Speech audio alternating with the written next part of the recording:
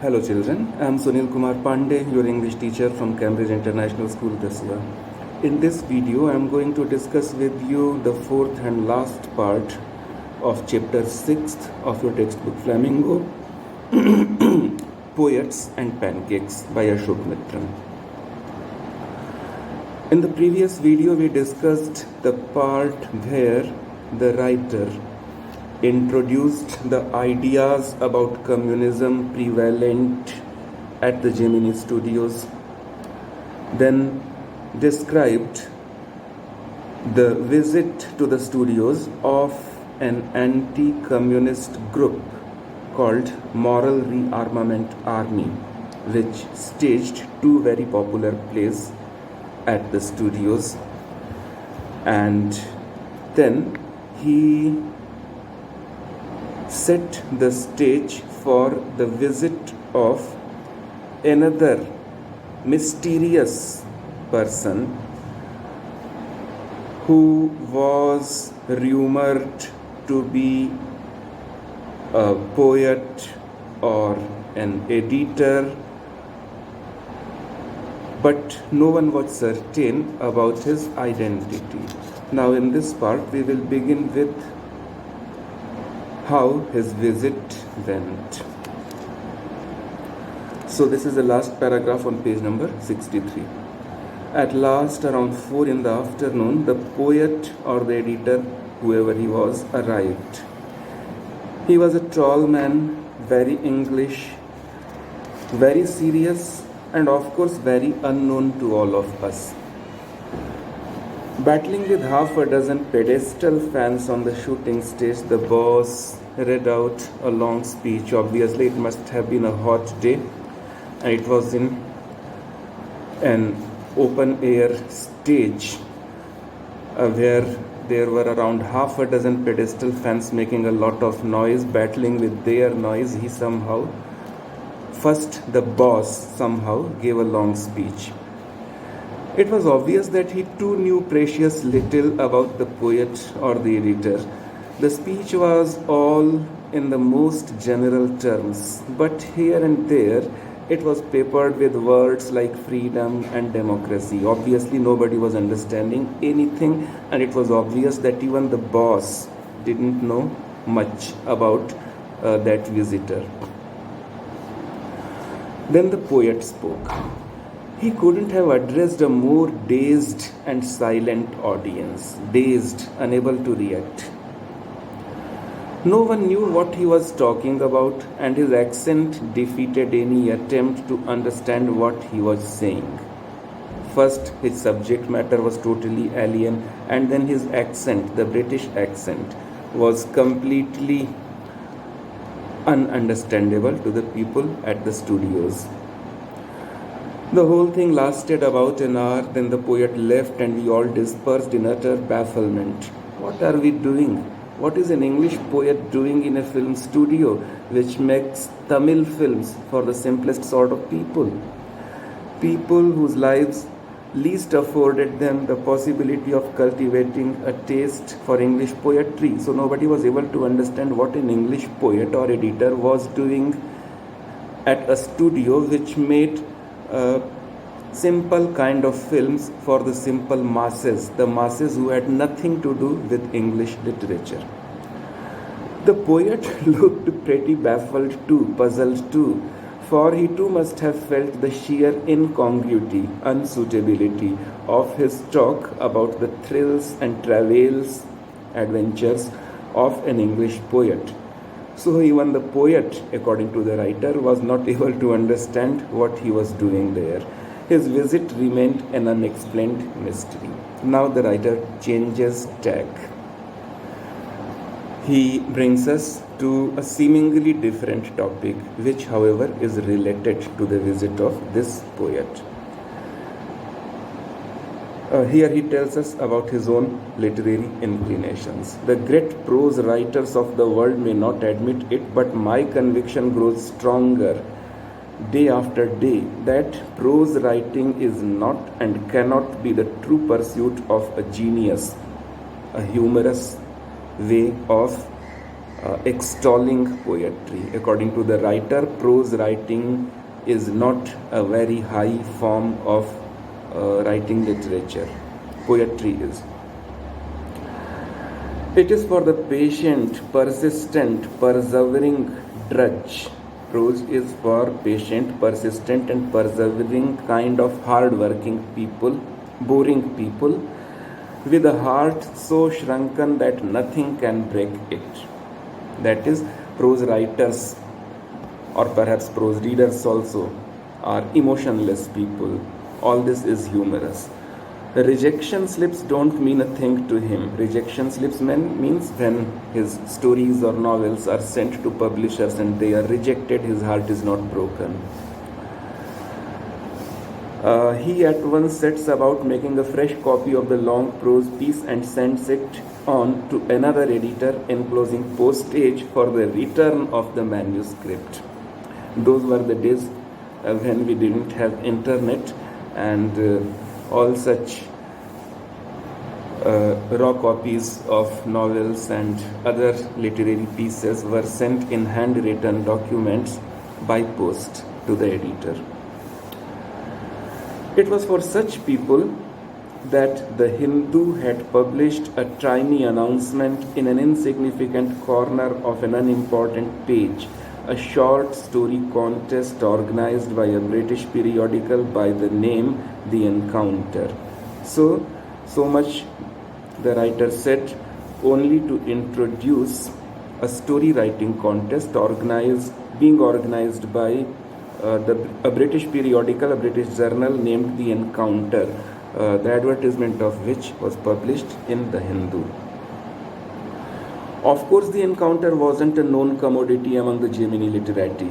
I wanted to get an idea of the periodical before I spent a considerable sum in postage sending a manuscript to England. Manuscript means handwritten copy. So the writer perhaps also wrote short stories at that time, and he decided to participate in it, but obviously it would require a handsome sum of money in sending it through airmail to England.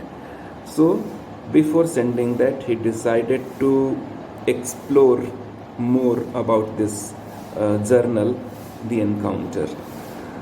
In those days, the British Council Library had an entrance with no long-winded signboards and notices to make you feel you were sneaking into a forbidden area. Again, a humorous way of describing that.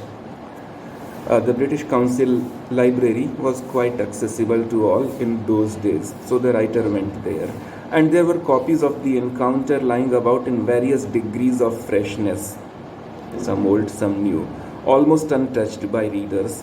When I read the editor's name, I heard a bell ringing in my shrunken heart.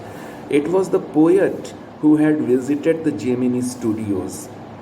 The editor of The Encounter was the same poet who had visited the Gemini studios at that time.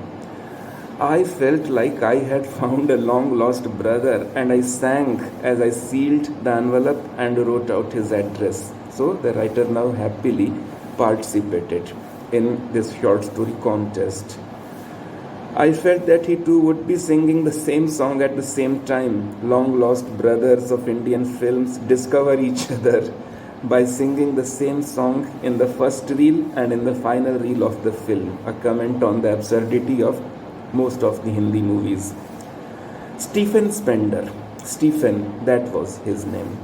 I think you remember Stephen Spender as well, because you too had a poem by this poet. Do you remember the name of the poem?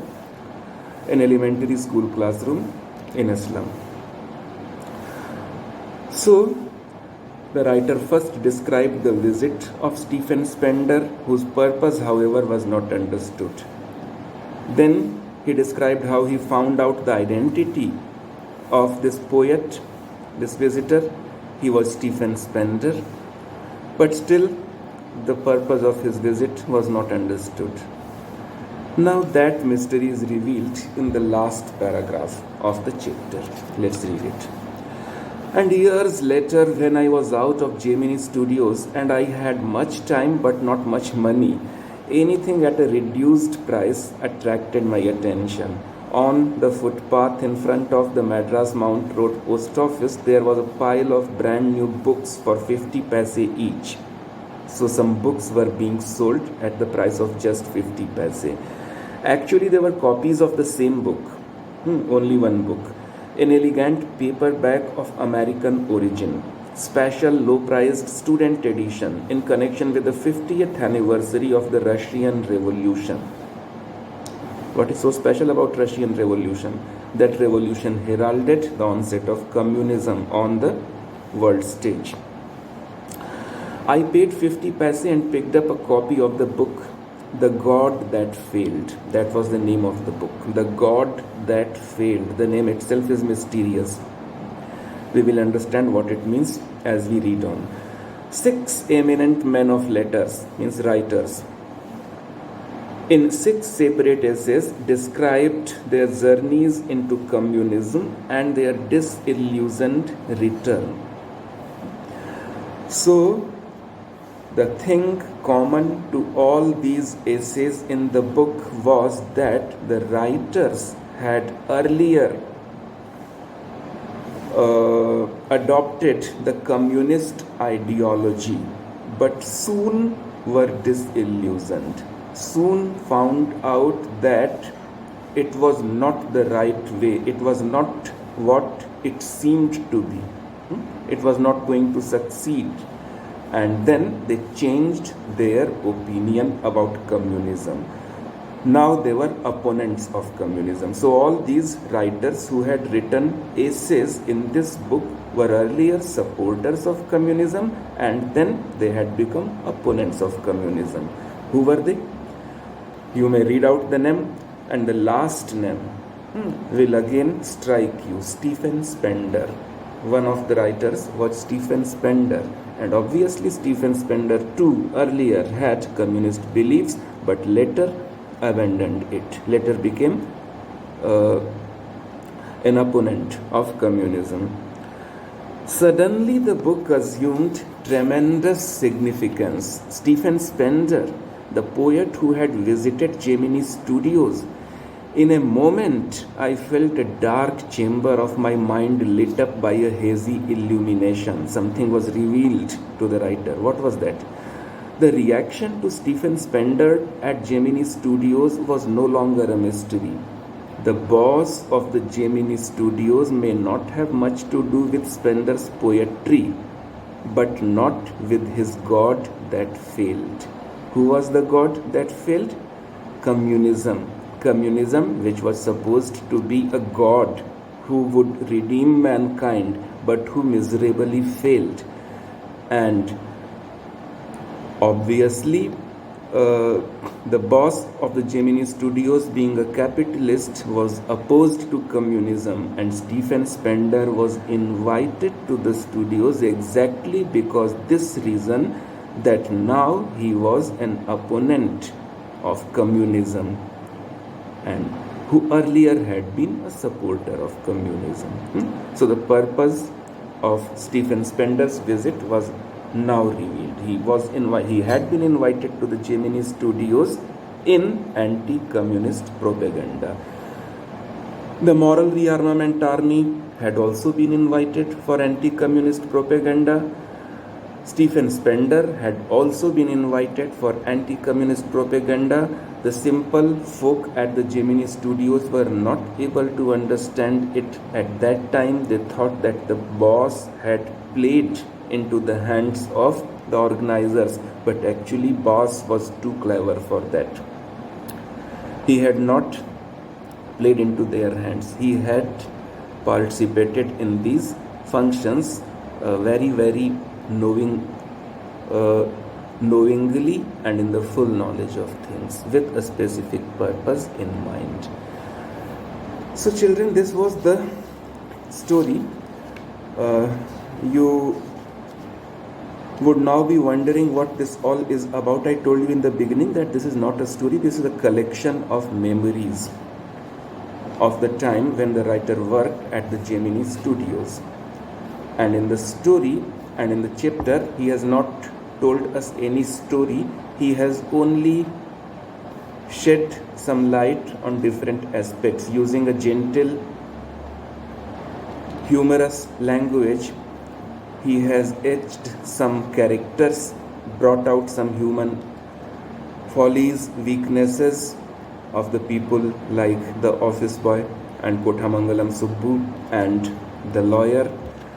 Then he has introduced communism, people's ignorance about it, anti-communist propaganda, and how this anti-communist propaganda was being supported by the higher bosses in Madras. That's it.